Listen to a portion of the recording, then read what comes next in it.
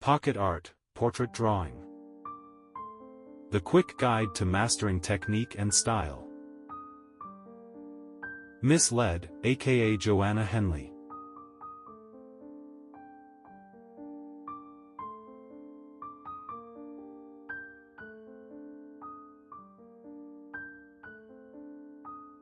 Contents. Introduction. Your setup. Point of view. How to hold a pencil. Mark making. Understanding the face. Structure, shape, and form. Facial relationships. Children's faces. Angles. Features. The eyes.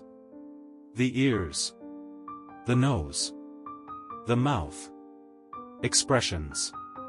Skin tones and hair. Skin tones. Hair. Acknowledgements. About the author.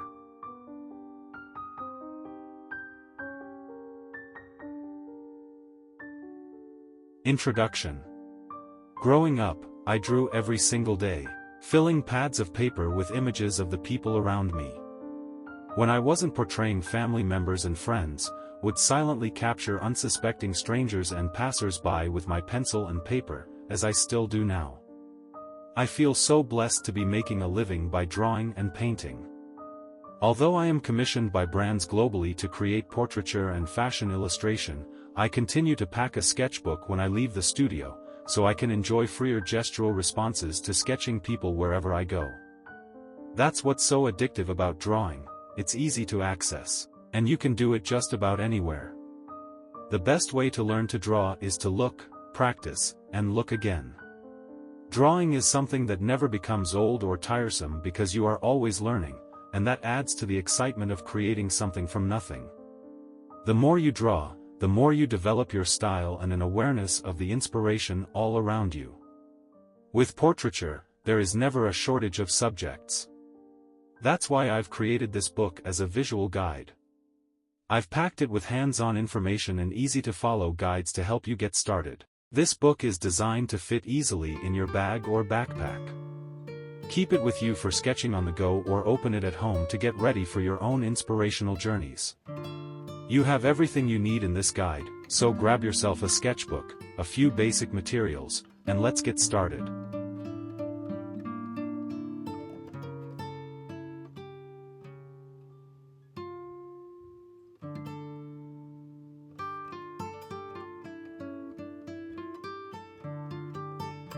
Point of view. When you're at home with a choice of places to work, I recommend sitting or standing at a desk or work table. When possible, work on an angled surface. Make sure your work surface is not too low, which will quickly tire your back and neck, or too high, which will affect your line of vision. You want a good amount of distance from your drawing so that you can step back, or lean back, and view the whole drawing, not just the details. If you don't have a table or desk with an adjustable angled surface, tape your paper to a drawing board or sheet of stiff cardboard or wood. Sitting with one end of the board on your lap and the opposite end propped against a table, you'll be able to find a good angle. Or, if you prefer, place the entire board on the table and prop one end on a solid stack of books. I find that using a bit of Bostik Blue Tack removable adhesive at the bottom of the board, to stop slipping, is very helpful.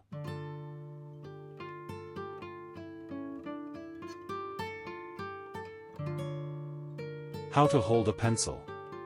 You'll use two familiar holds while drawing. In the first, the pencil almost rests between your index finger, middle finger, and thumb. Try it to get the feel of the lighter grasp and the extra freedom it allows. The second hold is a more familiar grip, most commonly used to hold a pencil while writing, in which your fingers and thumb control the pencil and it is held closer to the lead. See how the position of the pencil differs in each. For initial, softer lines, shading, and rendering, when you make your initial lines of a drawing on a sheet of paper, you'll want them to be as soft as possible. These lines are there to map your final shapes. They are the lines that are going to help you get a feel for the form of your drawing. They should be faint lines that are as thin as an actual strand of hair, barely visible. For fine lines, hold your pencil as shown below. Allow the side of your palm to rest on the paper while you move your fingers. Keeping your palm as an anchor is great when you are trying to make repeated lines for rendering.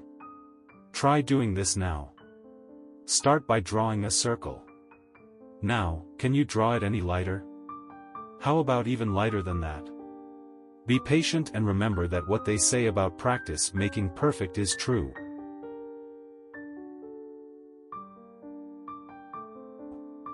For defined lines. For darker, more definitive lines, hold the pencil closer to the lead. Make sure you've mapped out the softer hairline marks first. It's hard to remove dark lines once they're down, and it's not worth rushing ahead.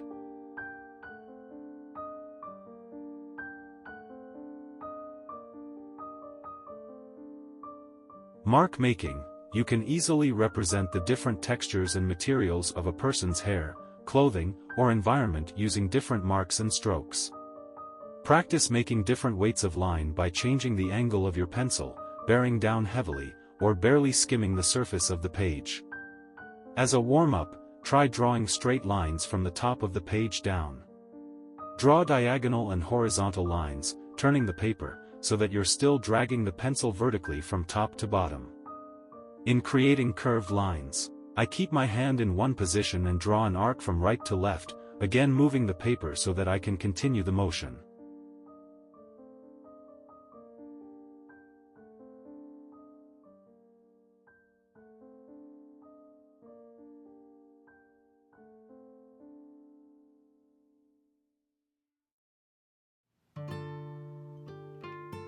Understanding the face.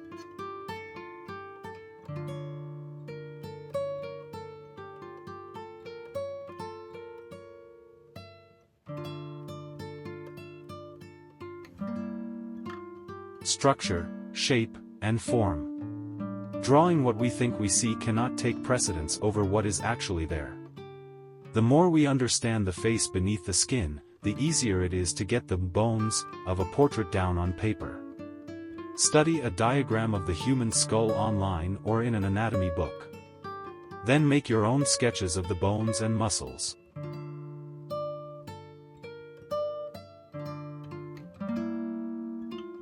Using graph paper to sketch the skull will help you to understand the proportions of the face. It's also helpful to compare the skull proportions of a male, a female, and a child.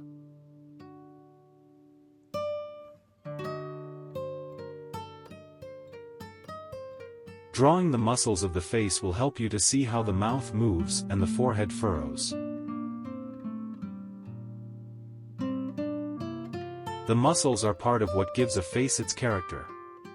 Understanding how they work will improve your drawing.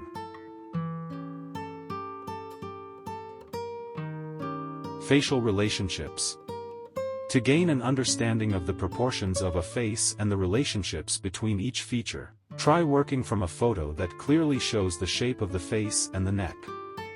If this is your first time trying a portrait, I recommend making a photocopy of the photo and then drawing on a sheet of tracing paper placed over the photocopy. Start with the basic oval of the face. Don't worry about how many lines you need to get the right shape. All your lines should acknowledge the head's curved surfaces. Add light guidelines for the facial features. Mark the center of the face with a vertical line, for a turned head. This guideline will be placed to one side or another instead of in the center.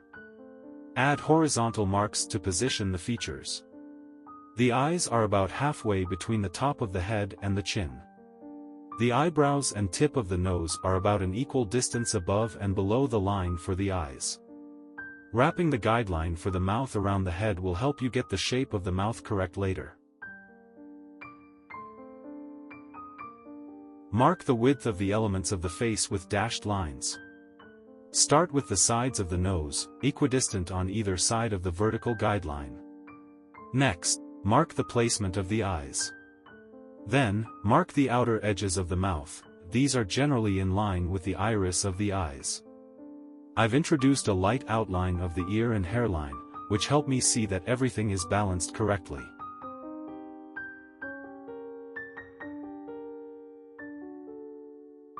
Now the drawing is starting to take shape. Look back at your drawings of the diagram of the human skull. Using the circles representing the orbital cavities for guidance, draw the large eye sockets. This will help you shape the eyebrows and bridge of the nose. Use small circles and ovals to sketch in the forms of the eyes and irises, the ball of the nose, the nostrils, and the mouth.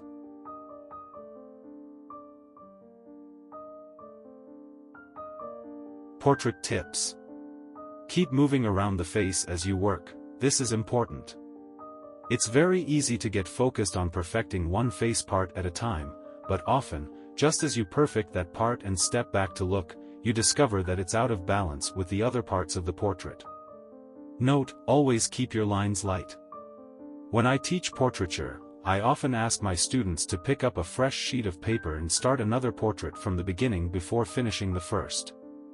This can help, especially if they are struggling. The positive things they learned from their first portrait drawing are quickly transferred to the next one. It's better to keep moving, learning, and developing, rather than working for hours on the same thing. If it's not working for you, put the drawing aside, work on something else, and come back to the first one later.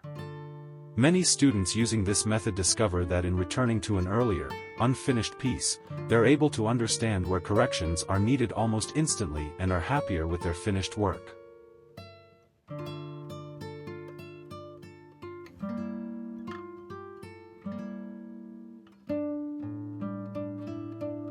Children's faces. In children's portraits, note that the facial features, particularly the eyes, are larger in proportion to the rest of the face. They also appear lower in the face. Drawing a child's portrait with more shading than lines will keep the face soft.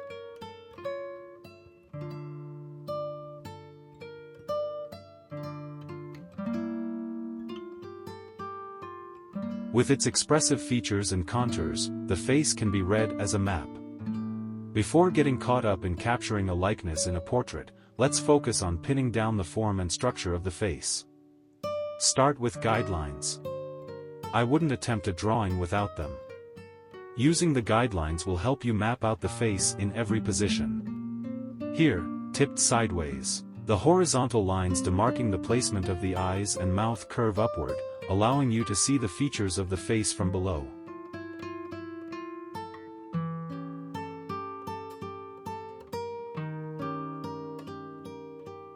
Looking down. Start with your oval. Add the central line, which bisects the face between the eyes and runs in a curve from the top of the head to the bottom of the chin. This is going to help you map all the further lines from here.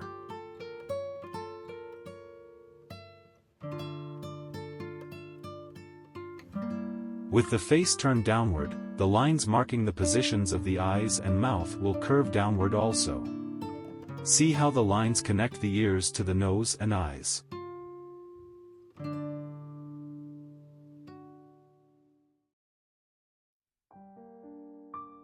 Looking sideways.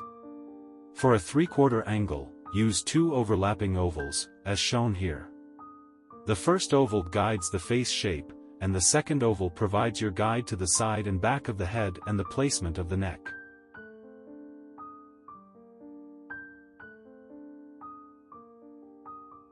In this drawing, you can see how the guidelines, opposite, help you understand the shape of the face in a 3/4 view.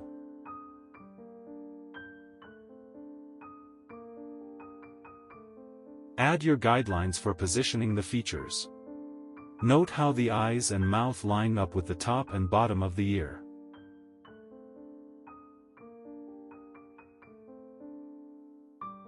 For the head tipped forward, below right, the horizontal guidelines will curve downward. With a straight-on view of the head, you need only a single oval as a guide for the face shape.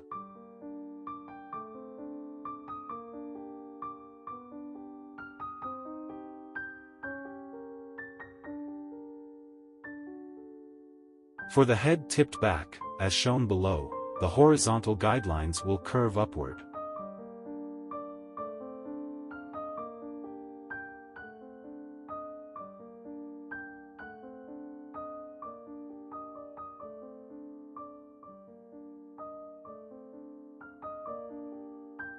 Features.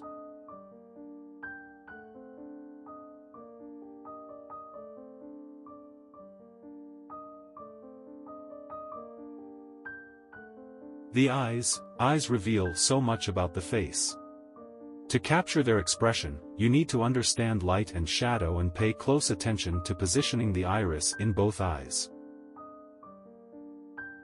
Here is a super easy way to draw the eye from a frontal view. The upper and lower curves are almost mirror images in a pinched oval shape. The circle of the iris cuts through the top line and leaves a gap above the lower line. Add a smaller circle for the pupil.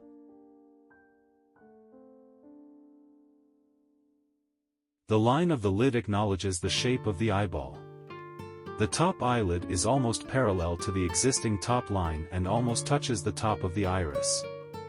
The lower lid is almost parallel to the existing line but becomes narrower at each end.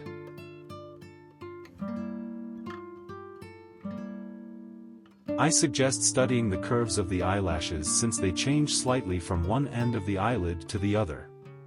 Note, the white of the eye, the sclera, is never fully white and requires shading to show the shadow cast by the eyelashes.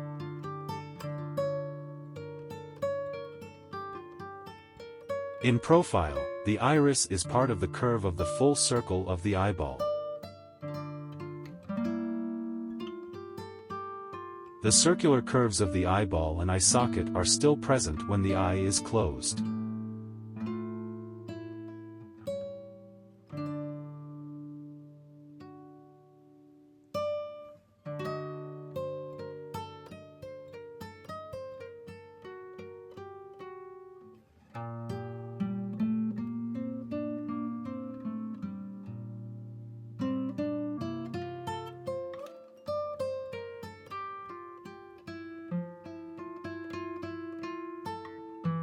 Practice using these diagrams to help you understand the shape of the eye and the position of the iris when seen from an angle, above, or below, as when casting a sideward glance.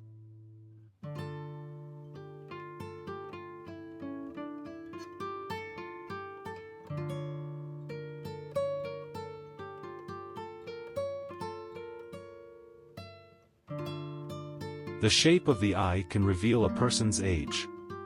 The iris fills more space in a child's eye than in an adult's. Older faces contain soft folds around the eyelids, as shown here, making the eyes seem narrower. Mature faces are full of beautiful character. Note how the shape of the eyes changes with the face positioned slightly downward.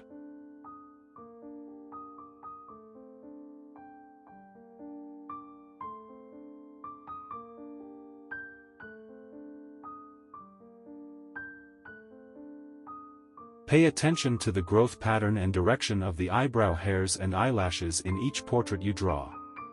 They will be different for each person and will help you establish likeness and character.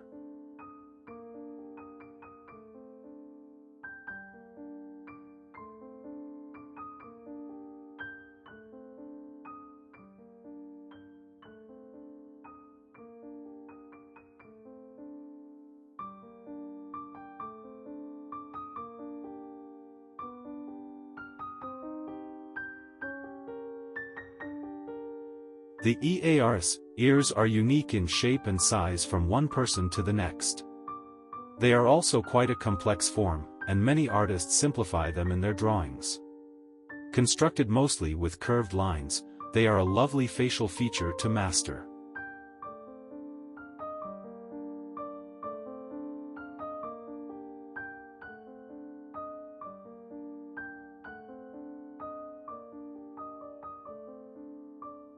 With the head in profile, you can see the relationship of the ear to the rest of the face. Here is a very simple, step-by-step guide to help you draw a common ear shape. When rendering the ear, note where the light source is. If you apply the lights and darks well, you will draw wonderfully realistic ears to be proud of, especially when you call on what you've learned while drawing from memory or imagination. Observe how a slight difference in perspective in drawing an ear makes the antihelix, the interior part, appear to protrude. In this drawing, you can see the simplicity of the form of the ear shown from behind. The helix and lobe form a lovely S shape. Start by drawing a straight line as a guide from the top to the bottom of the ear.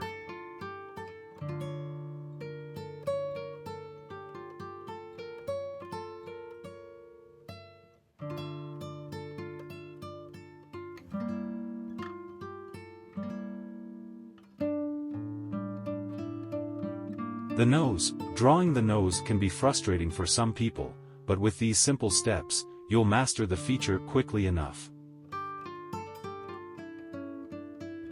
Tip: if you get stuck in a drawing, move on to another and come back to the first one later.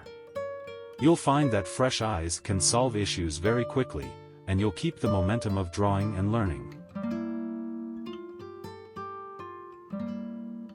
A horizontal oval masks the three-dimensional tip of the nose. Add a vertical line that splits the oval in half to guide the left-right symmetry of the nose. The shape of the outer nostril, called the ala, is a little like a lobster claw. A horizontal line drawn across the bottom of the nose tip connects the nostril to the ala.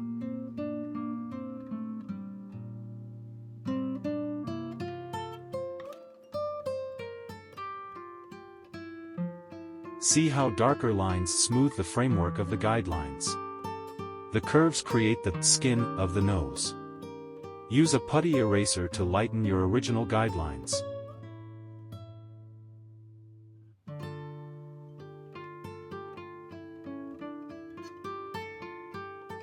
Shadows and highlights create the contours and give the nose its three-dimensional form. Notice how the dark shading in the nostrils becomes less defined toward the bottom. Work with your eraser to softly remove overly dark areas here.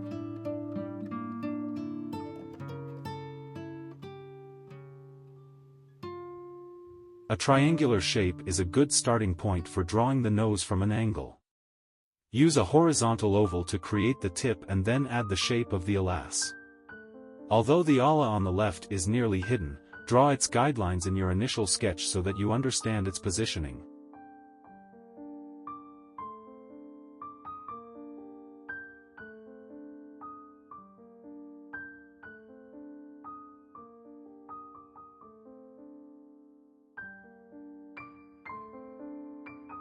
Strengthening the straight lines helps to make the nose appear three-dimensional. The sense of three-dimensionality is enhanced with shading under the tip of the nose.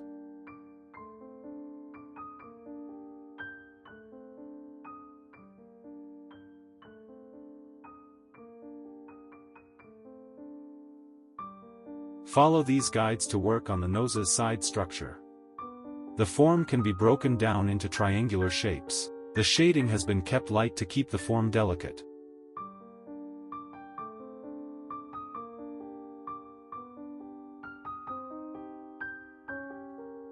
Without a doubt, the trickiest position for drawing the nose is with the head angled backward.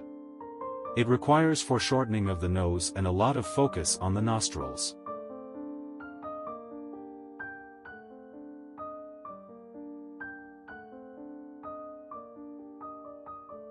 Notice the differences in nose shapes in these drawings of an older male's nose and a child's.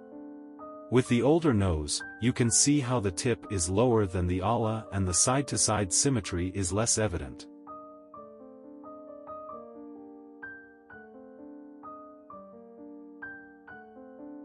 In the child's nose, notice that the nose tip is dominant, and the ala sits wider on the face.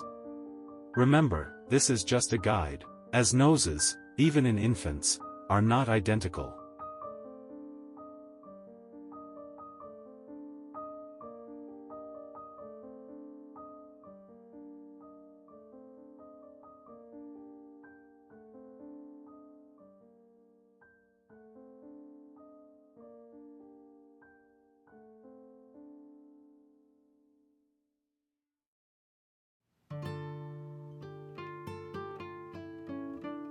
The mouth. As one of the most expressive parts of the face, the mouth can animate a portrait, giving us an insight into our sitter's personality, mood, or frame of mind. It's a feature to be studied and scrutinized in great detail.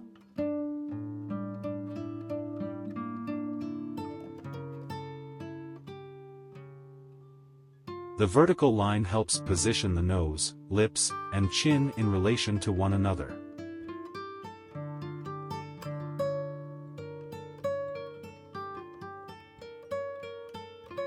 I've created a collection of lips for you to draw using simple geometric construction lines. The top lip is often wider than the bottom, but this is only a guideline. Remember to draw what you see, not what you think you see.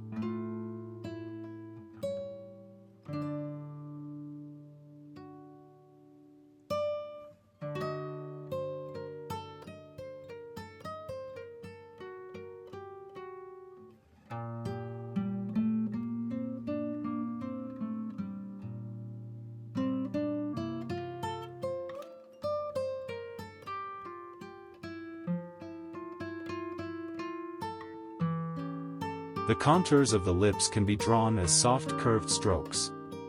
The length of the curved strokes changes as you move from the corners of the mouth to the center.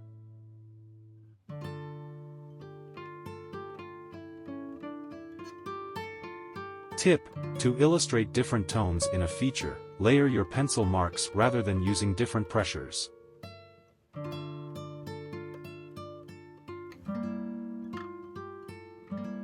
Be careful when drawing the line that separates the lips.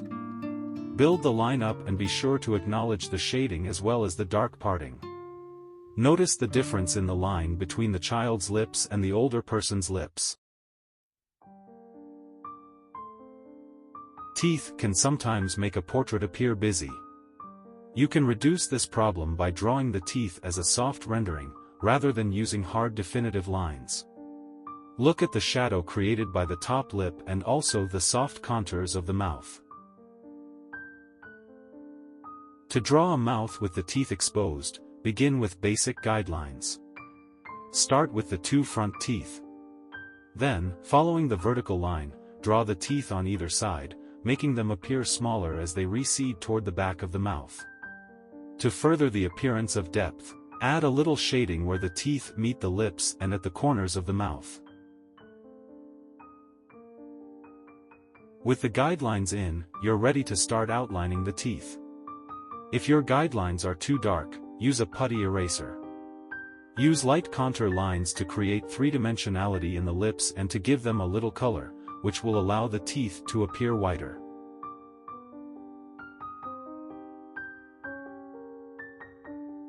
Expressions. The eyes and mouth are key to facial expression.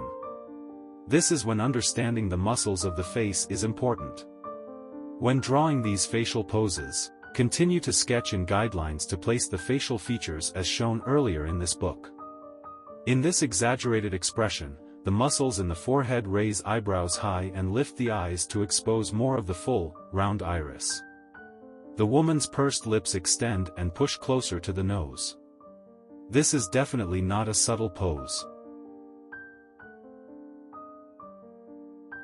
In this expression, the downturned mouth creates dimpled lines in the jowls. Be careful when you draw such lines, keep them soft so they don't look too harsh. Lines in the face don't really exist as much as we think.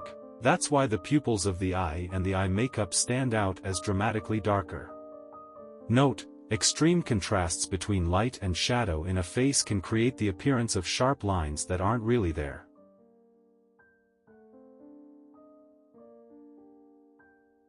In this look of concern, the eyes open wide, lifting the forehead into wrinkles and causing a crease between the eyebrows.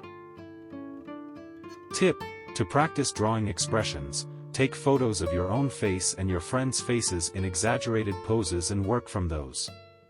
Always use your guidelines to place the position of the features.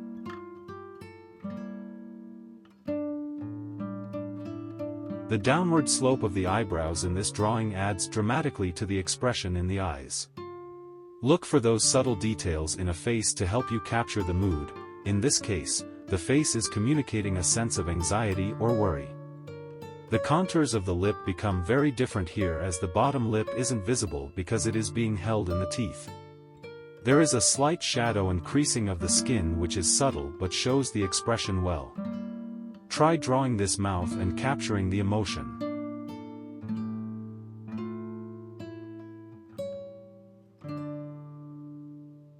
Skin tones and hair.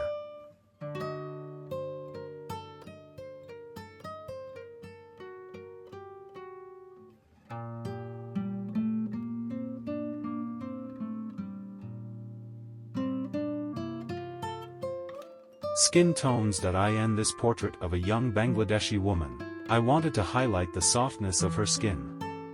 I used a smudging technique with pencil, which can create a range of subtle to dramatic chiaroscuro effects. With darker skin tones, this is especially lovely. After softly marking in the outlines of the face and fabric folds, I used a retractable pencil with a thicker lead. Using the lead on the side, I made soft directional strokes across the face, adding more pencil where there was more shadow. You can see this where the hair meets the fabric and also between the nose and cheeks. Using a blending stump, I've carefully blended the lines but made sure there is still a soft tonal difference in the different areas.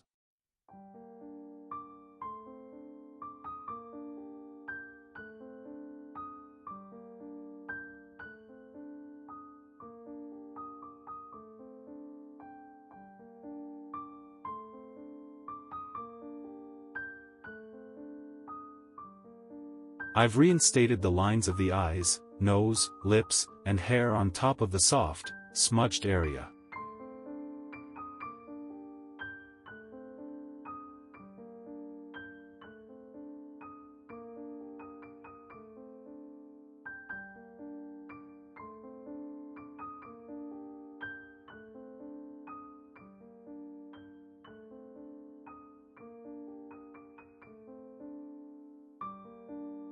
Using an eraser, I've removed areas of pencil to create highlights on the left side of the face and the top of the lip, for a sharper contrast.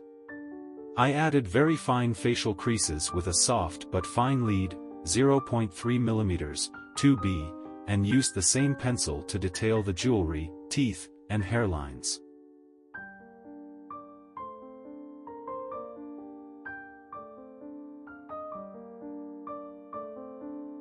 Here's another skin tone example. In this expression, the furrowed eyebrows create contours on his face that pick up the light.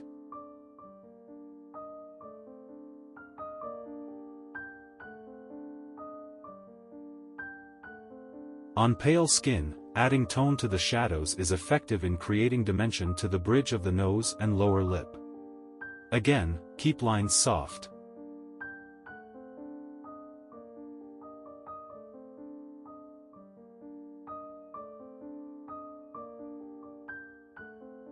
Hair. Hair relates in many different ways to the face, depending on its length, texture, thickness, cut, and color. Here is an exercise to start you on your mastery of drawing realistic hair by looking at how it grows and falls around the part. Start with basic oval for the face. When you draw your vertical guideline down the center of the face, continue the line up and over the top of the head. I've used a dotted line for the part and marked the hairline at the top of the forehead in red.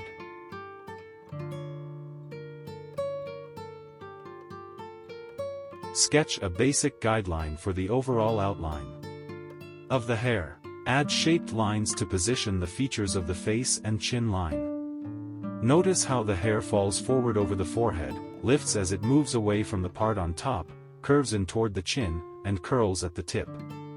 Use a darker line to capture the shape and flow of the hair.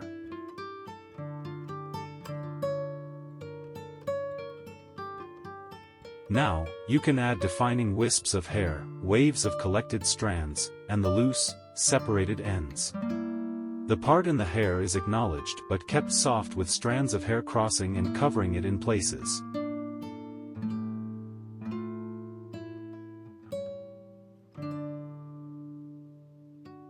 Rendering. In drawing hair, You might find it easiest to approach it by rendering individual tresses or waves. Build lines in these sections to create the full head of hair. Here's how to do it in 3 steps. 1. Start with a basic shape that represents a section or wave of hair. 2. Begin rendering the individual strands with light strokes at either end of the wave.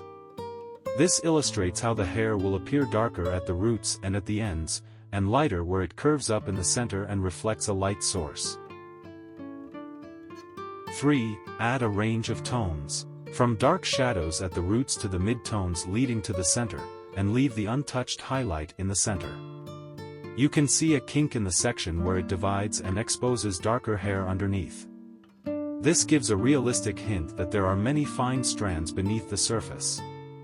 Keep thinking mid-tones, highlights, and shadows.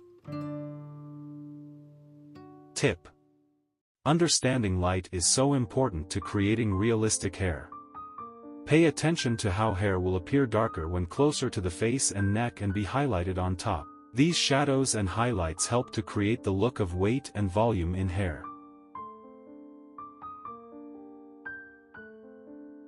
Compare these 2 steps in rendering. As more tonal lines are added, the wave of hair looks bouncier, and the highlights, reflecting a light source, create a healthy shiny impression. Note: when we draw realistically, we use a set of tricks that recreate our sense of reality even when we work with something as basic as a pencil. Using your knowledge of lighting is a great trick, especially when you're working from memory or imagination. Short hair. Even when hair is short, it is helpful to draw it by sectioning it into waves. Adding a range of tones to each section creates the sense of volume.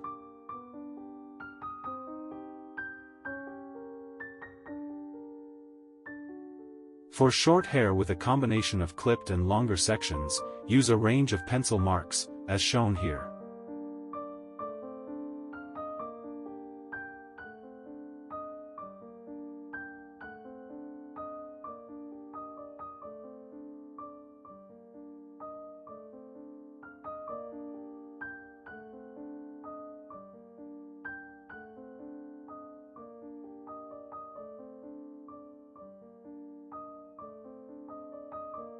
When drawing tight, curly hair, make your lines bouncy and soft.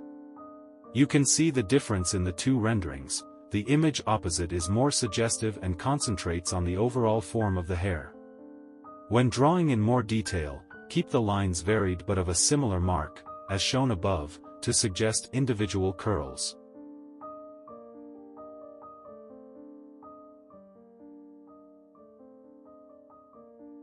Hair weight and shape. The following steps look at overall hair shape and weight. Notice how the hair responds to the shoulders and collar and let that guide your line. Start with your guidelines. In this drawing, the ear is important because the hair gathers behind it and divides into fan-like sections. The position of the neck and uplifted chin help to place the hair back, away from the face.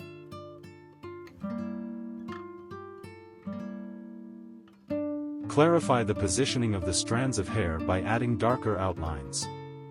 I've added outlines to the hair below the ear and defined the shape of the hair where it dips behind the head. Introducing the outlines allows the hair to be seen in clear sections.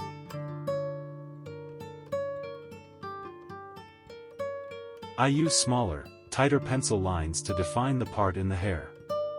Notice how the lines are of different lengths at the root. This technique is also used where hair gathers. Look where the hair disappears behind the ear and re-emerges below it. The differing length of the pencil strokes helps to create a sense of depth and allows the strand that crosses the top of the ear to come forward.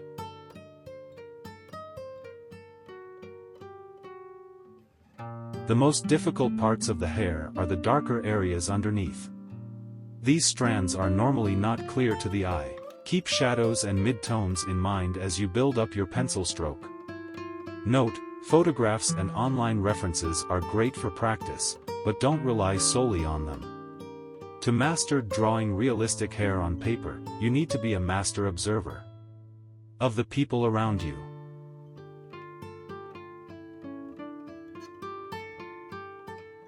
Plaits. Learn to represent plaits and you'll be able to draw all sorts of braids and cornrows. Start with an easy wavy line with a good flow. Add another wavy line intersecting the first. Observe how the wave-like lines make sense for the plait shape. Now, use the rendering skills you've learned: shadow, midtones, and highlights. Add weight and density with small, layered lines. Acknowledgements. To Pops, my first teacher, best critic, and biggest fan. Thank you for your support and encouragement, always. I want to offer a huge heartfelt thanks to everyone who has supported Miss Led over the past 10 years. To those who have offered kind words via email or social media, who have purchased prints, bought books, and have come to say hi at exhibitions and events. To my wonderful clients who have commissioned and continued to collaborate with me on so many magical and exciting projects, thank you. Thank you to the fantastic team at the Quarto Group, especially Cara, Judith, and David, for their expertise and hard work in making this book happen. My constant thanks goes out to my mum, who has always listened tirelessly to my ideas and excitement through the years, and continuously fuels me with her energy and excitement. You're the best. Thank you to my very dear family and friends for being reliably there and keeping me grounded at all times. And finally, a special acknowledgement to Abby, my best friend and partner in life. Thank you for being such a positive force. I love you very much. About the author. Joanna Henly, aka Miss Led, is an artist, illustrator, and art director based in London. She is known for obsessively detailed and lushly rendered pieces across a wide range of media and scale, including paper, canvas, murals, installation, and digital realms. As an illustrator, she works to commission for corporate brands, products, packaging, and advertising campaigns with specific experience in the fashion, beauty, and technology sectors. As an artist, she works on projects from portrait commissions to large-scale complex works. These are often shown in public spaces or live performances. In addition, she creates personal work, which is exhibited globally. She has had solo shows in both Europe and Asia. Jo is a strong promoter of professional practice in her art and illustration, including being a global ambassador for Liquitex paints and a European ambassador for Wacom. She is also a passionate educator, using social media and podcasts to reach her online audience of more than 1 million followers. Visit her at www.missle.co.uk.